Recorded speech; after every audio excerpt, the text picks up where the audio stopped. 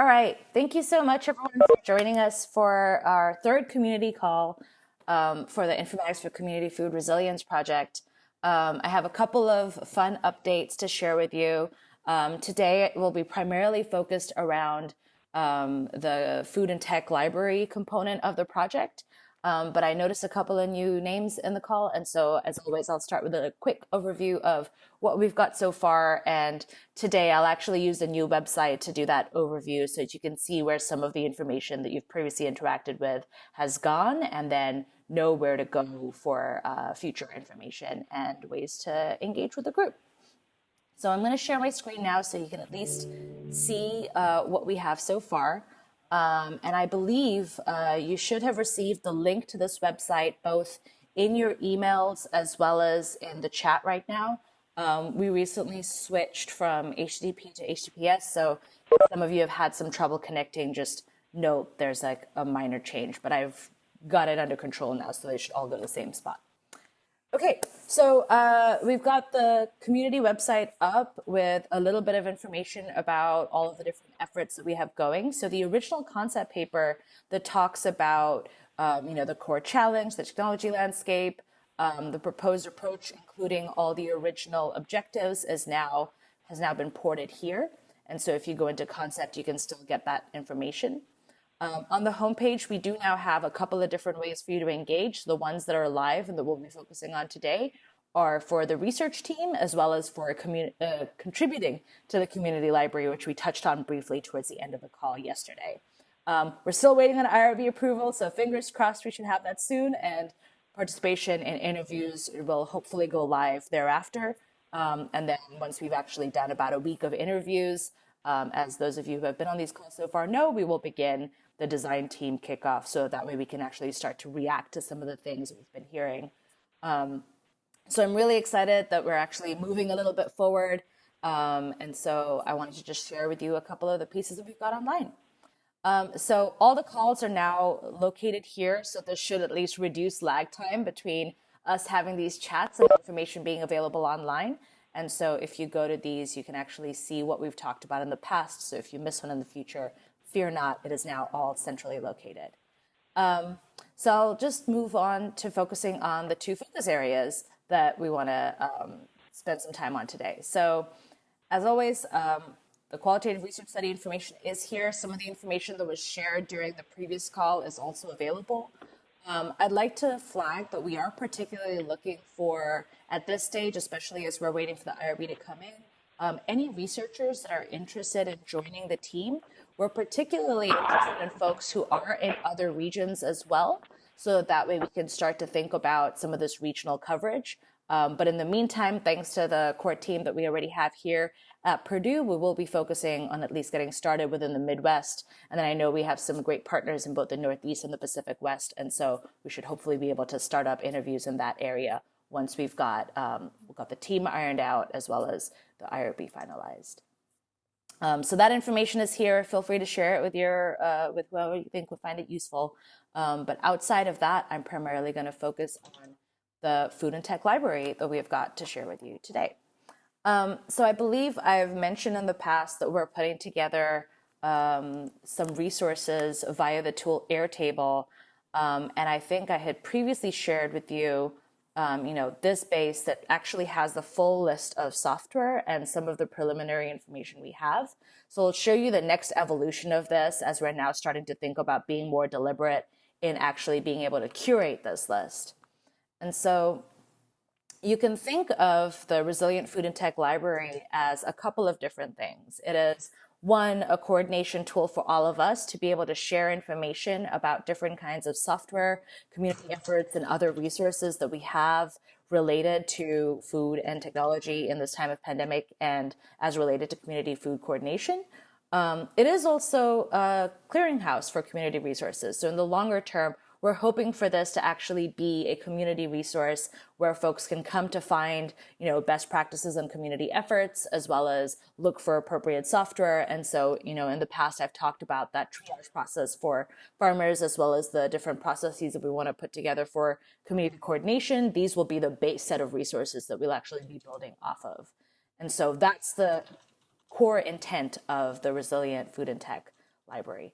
And if you have questions from here on out, by the way, please feel free to just jump in or text in the chat as usual, and we can sort of move slowly into the conversational part of this. I really did mean it when I said today was a very short update.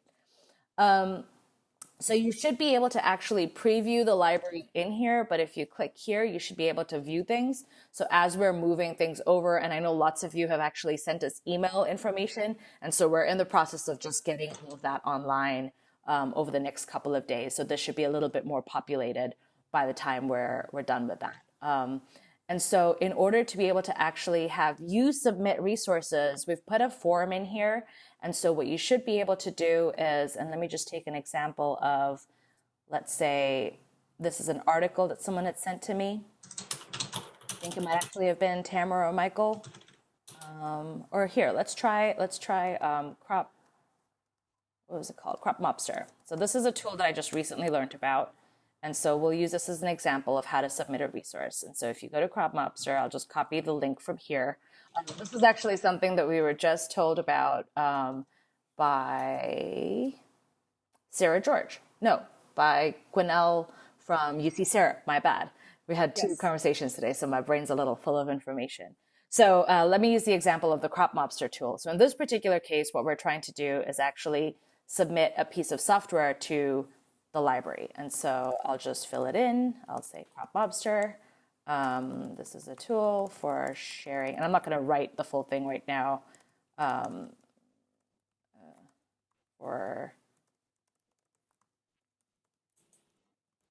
not going to write the full thing in there right now, but you should either be able to provide a link to the resource, and you'll notice the upload will go away if you do that. So if you do prefer to upload a PDF document or something like that, please go ahead and do that instead.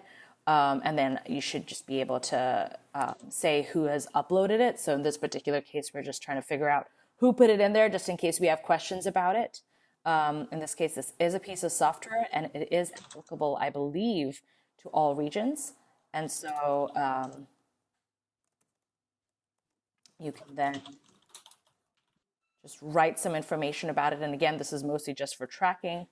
Oh, and I realize I should have put myself down here. And I believe this was created by a group of people. And so I'll just put some information in there about that resource.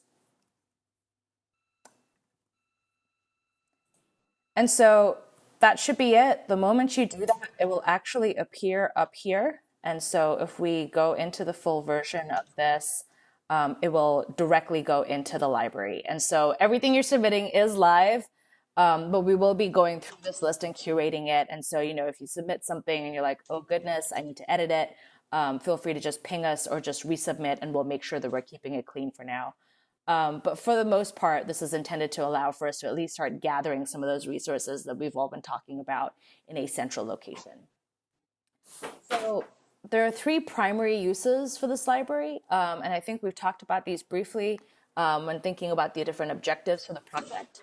The first one will be the evaluation for the technology landscape, and I believe I introduced both Jamie last week, but we also have Sarah George, who has joined the team, and so this is currently the team of folks who will be engaged in doing the technology evaluation for the community, for their food and tech resource library. The other piece, which we have not kicked off yet, will actually be using some of these resources to inform the design of subsequent tools and community efforts. And that also includes the community coordination processes that we've talked about in the past. And so that's pretty much the long and short of what we have set up here. It's not too complicated, hopefully, but it's just a quick way for you to get started and actually begin to contribute resources. So hopefully this is a very low effort, low hanging fruit way to start to engage with the project since some of the other pieces are still pending. So with that, I actually was hoping that we could spend some time today, and we're a small enough group that I feel like we might even be able to get away with doing a little roundtable of what kinds of resources you've been finding, you've been using in your community, or you're looking for. And so I wanted to first start to see if there are any questions about what we have shared with you so far and any of the next steps that we have planned for the group.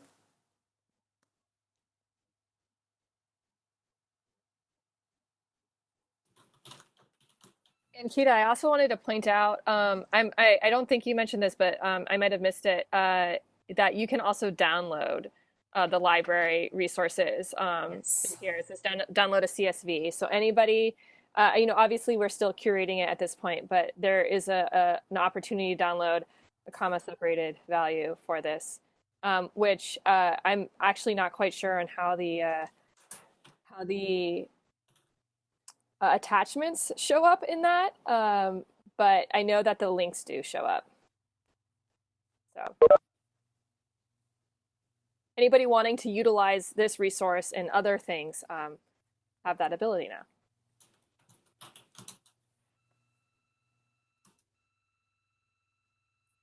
Okay. Any thoughts on whether or not you feel like this is a useful way of going forward and starting to aggregate some of the things that we've been talking about? I know, Jamie, you, for example, posted on the forum before. Do you think that this would be a tool that you would find yourself gravitating towards to actually start to put resources in to the central repository? Yeah, I think it looks great. I feel bad I haven't. I've meant to set aside more time to play around with it. But but it looks great to me. I think it's definitely the way to go to start aggregating this data in a way that we can actually process. Are there particular kinds of resources you feel are not captured in this particular categorization scheme that we have? And this is sort of an open question to the group. What kinds of resources are you seeing yourself gravitating towards and trying to figure out, how to give somebody advice on which tools to use or how to work with a particular community to actually do some coordination work, maybe on just on the distribution side or finding farmers side? I was wondering if there is like a maybe this doesn't have to happen so early on in the process, but I know there are a whole set of tools that are very general Mm-hmm.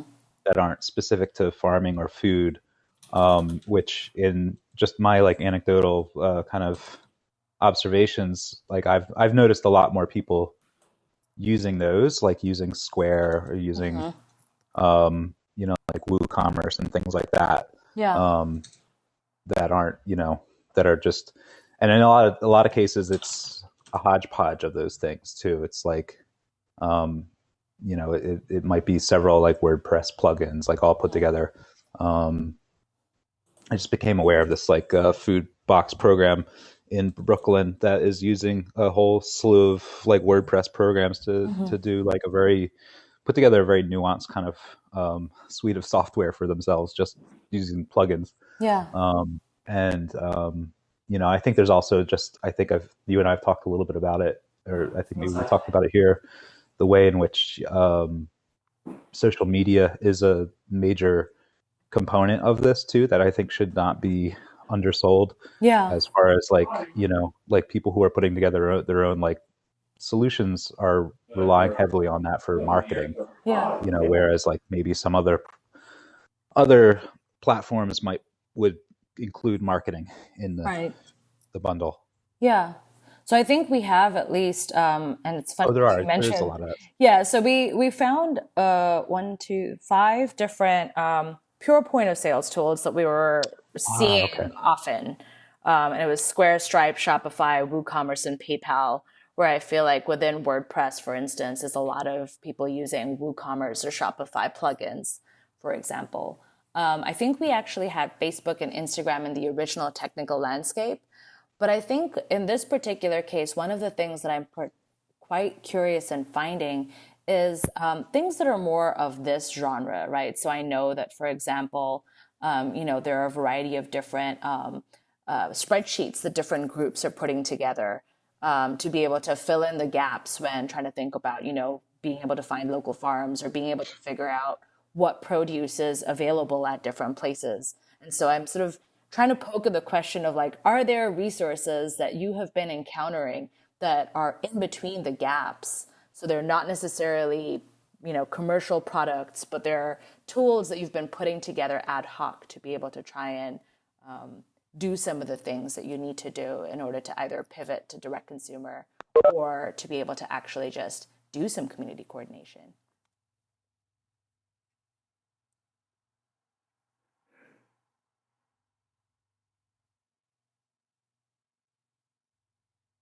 I see at least a couple of folks, or at least a couple of names from Grow NYC. I wonder if you might be able to share some of the types of tools that you guys have been putting together for the communities that you work with.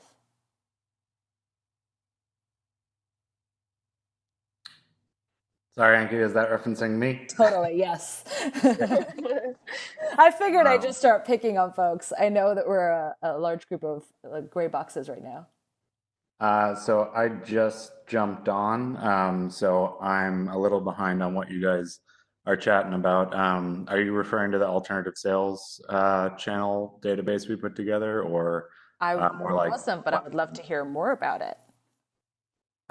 So one thing that we did right away, since we knew that it was going to take a bit for us to onboard producers to, or like discover what platforms and wade through all the different platforms that were available for online pre-orders. And so we put together a Google form, which went out to all of our producers to fill out about all the different ways that customers can either place orders, whether that be text, email, online, through a third-party delivery service, through the mail, and then also where those customers could pick up those orders. So their green market locations or on their farm or what have you.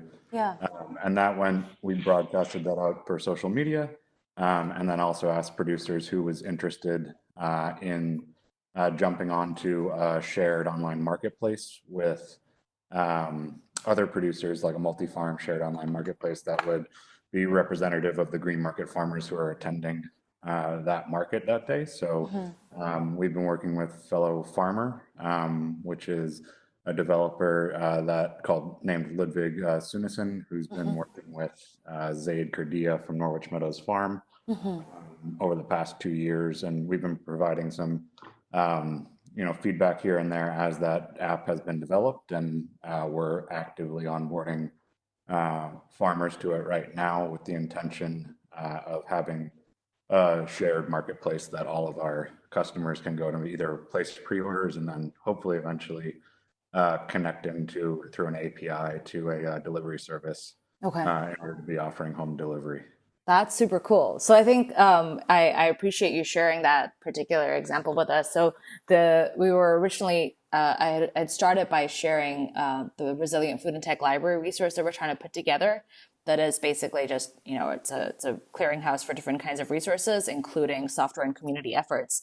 And so in your example just now, you gave us two really great ones. One being a piece of software itself, so the Fellow Farmer platform. That is something that it seems like you're both using, providing input to, and also working with them. But then the other, which I think is actually something that I'm more interested in learning more about from the group, which is the putting together of the Google forum to be able to then get specific kinds of input from farmers about what they're looking for. Are these publicly available? Is that something that you might be able to, or I don't know if you'd be willing to even share your screen perhaps with the group? Yeah, I can either share my screen or share the link. They're publicly available. Sure. I don't think we've shared the survey, and so I'd have to check just with the higher ups on that. For sure. I think it's probably fine, but I just want to double check on that. And then here, let me just. You want me to share the link, or would you rather me to share my screen? Whatever's easiest for you. The link's probably easier. So here, let me do that. While Eric's doing that, I think in the background, I'm hoping that this is encouraging those of you on the call who have similar things, maybe links. I'd love to actually have you show us what you've been looking at that you think is a rich resource that we should be calling in on. So just a little note. So did that just show up in the chat? I can't tell if I sent. Yes, it did. Okay. And that's being turned into a filterable, searchable website right now. We're working with the developer because it's a bit overwhelming. Oh, there's actually a nice little legal thing about not copying or reproducing it. So apparently the legal team has jumped on that. Perfect. So, But yeah, sorry. This is something, this is an issue that we may actually encounter as we're beginning to put together some of the resources. Does this mean that this would not be something that we could list in a third-party website? So No, I could think that not the share this? concern, I think the concern was about proprietary information of the farmers because we had several people who were like, in all good faith, were trying to support the farms and so started developing websites and pulling from our database and then listing it on their own websites. And I so see, I see. since we had done personal outreach with our farmers, we felt that we hadn't really asked for express permission to reshare that information to third-party websites, so we were concerned with that, and so I think that's why this language got drafted. Okay, cool. Does anyone else have something similar that they might have either contributed to? I know there's a couple of farmers on the call. Have you been part of any of these types of efforts to actually get yourself listed somewhere?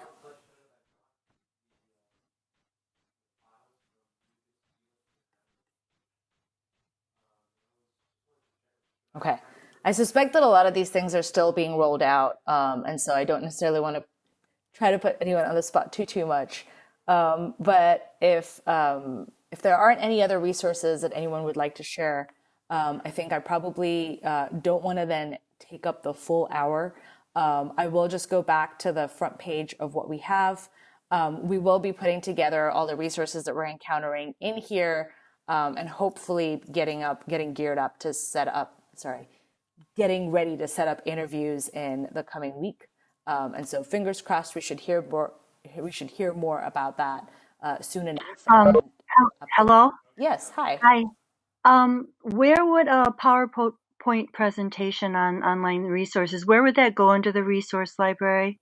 So with that, you could probably just upload it. And so if you click on the attach button, let's see what.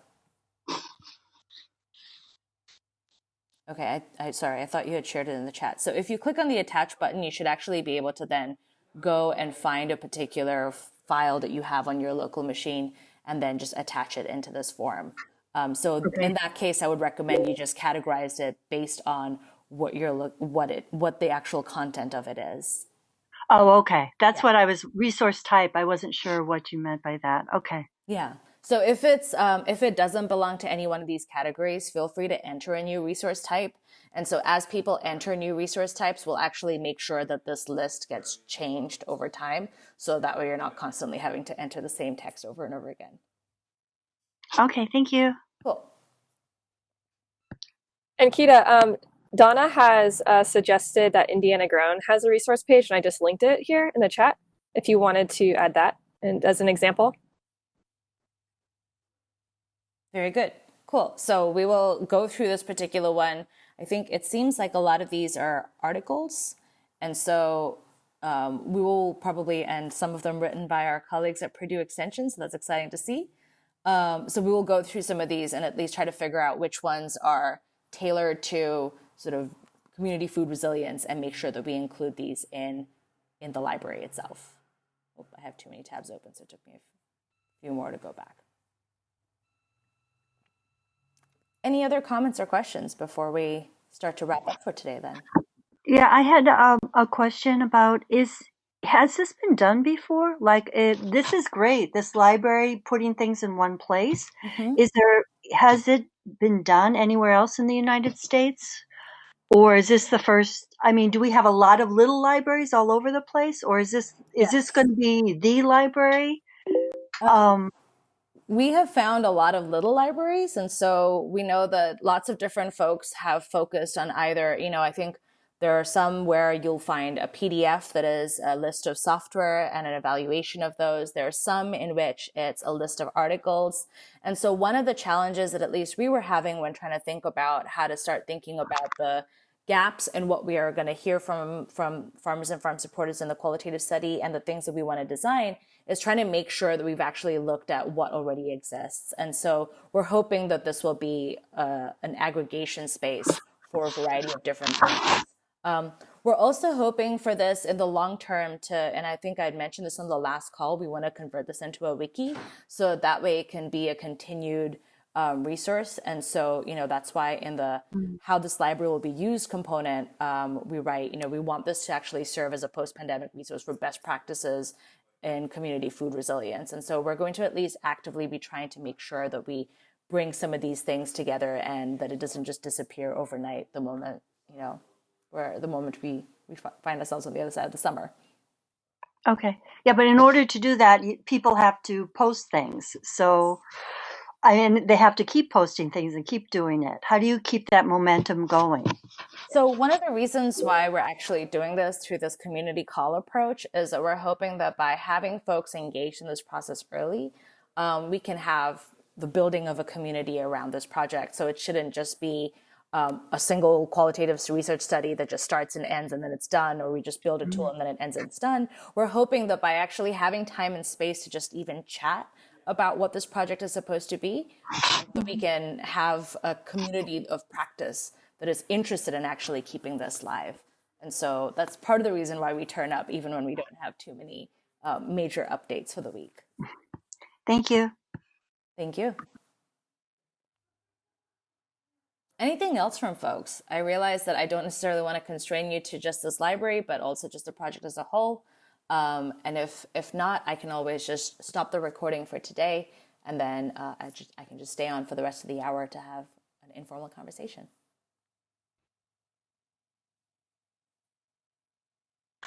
I know one thing I've been thinking about is actually, especially with the Grow NYC's list, but general to like any of these lists, including our own list of resources, is it's like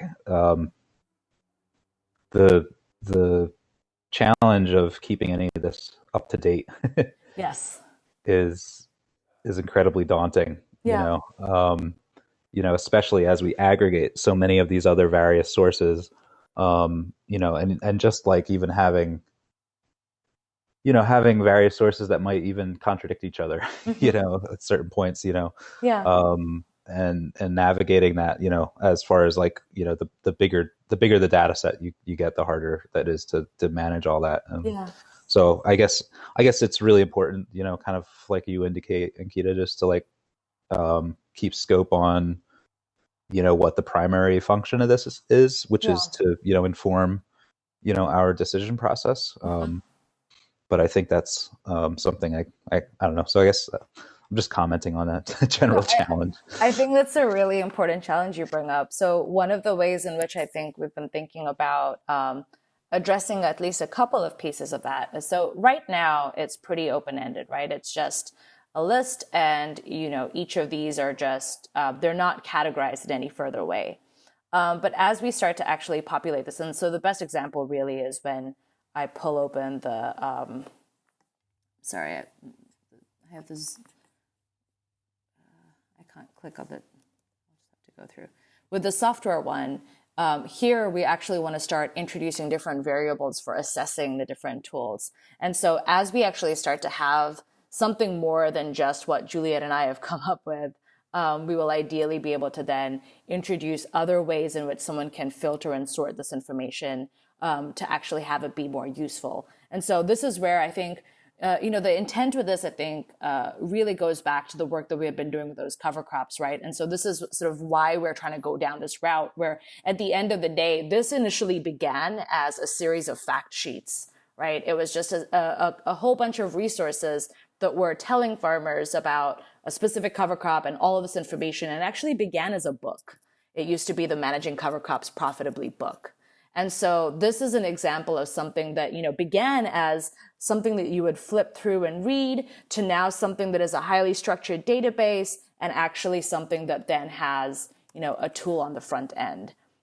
And so it's that pathway that I think we're trying to create by beginning by having this open-ended space for people to input information. And as information starts coming in, it'll be up to sort of, the four of us who are on the team for the library to be able to start introducing some structure into it. And so hopefully once we have a couple more pieces in here, and this is why I'm doing this on the community call, because I'm trying to invite some more information to come into this document, we'll be able to start to pull away from this just being a laundry list of places you can go for information.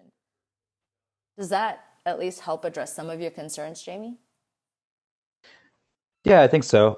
I guess uh, I'm sure we could talk about it endlessly. I'm like really curious about, what that looks like, how much that's going to be informed by, the interviews. Yeah, yeah. Um, I think that should be interesting. Yeah, just excited, I guess, to see it evolve. Yeah, I think at this point we really are just sort of waiting for the doors to be open for us to start the interview process, because in a lot of ways the variables for assessing each of these pieces will come from those interviews and vice versa. And so there is a little bit of an interdependency that we're currently grappling with. And so I wanted to also be transparent about that being one of the other sort of bottlenecks outside of just, needing some community input on Yeah. this particular resource. Yeah. It'll be interesting too to see how like people's awareness of these various options, like maps onto like what's actually available. Yeah. How many people are going to say like, oh, I can't find this, feature A, but Yeah. it's actually something that's like totally available. It's just, Yeah. not accessible maybe to them. Yeah. So I think information wise. At least by looking at some of the resources and in some of the discussions that we've had, at least with a couple of other folks outside of this call, we've been noticing that, for example, we're seeing a lot of interest in doing something like route mapping, right? Just being able to say, if I want to do a shared, an aggregated CSA box, then ideally I also need some sort of route mapping functionality. And there are some tools that have it, some Right. tools that don't. But the challenge is then, okay, given the range of other functionality that, for example, on the tool side of things, one particular tool has, how do we identify why that functionality doesn't exist in all the other ones? Or how do we make sure that we can complement it Right. with appropriate functionality? And Jamie, I think you and I have talked a little bit about Snap or EBT functionality also as another example of something that should likely exist, but the question remains, why doesn't it exist in this set of tools? And how are these other community efforts Right. then supplementing the lack of them inside an actual software, right? So Right. even though it doesn't exist in software, oftentimes there is a lot of written documentation about how to engage with that. Right. With that challenge, right? So it's often, just come pay by cash or come use this other alternative in-person Exactly. payment. And so Exactly. I'm hoping that we can start to then also map together these workarounds where the software fails a particular community or a particular group of users. Right. Yeah, totally. There's a lot of that. There's a lot of workarounds. Yeah, and that's where I think a lot of the really interesting, rich functionality lies. And so we're hoping that we can focus this week. So this coming week will really be focused on fleshing this out. I think the last week really was spent on making sure that we just have this basic website infrastructure set up to allow for a lot of the information that we've been sharing to get a little bit streamlined, because at some point I think I was the email bottleneck. And so now I am no longer the email bottleneck because the website has a lot of the information. So I guess in that sense, looking forward for this week, still waiting on the final approval, and we will be working primarily on the food and tech library. So we'll be scheduling just a smaller group meeting with at least Juliet, Jamie, Sarah, and myself. If any of you would like to join the discussion around just what types of variables should go in here, what types of things should go in here, feel free to contact us or just indicate when you, well, I believe you've all signed up, so just contact us and let us know. I believe you can, all our emails are going to be on the website the moment I finish updating that portion. But outside of that, I don't really have anything more that I want to share. And so I'm going to stop recording and then stay on the call just in case there's any other comments.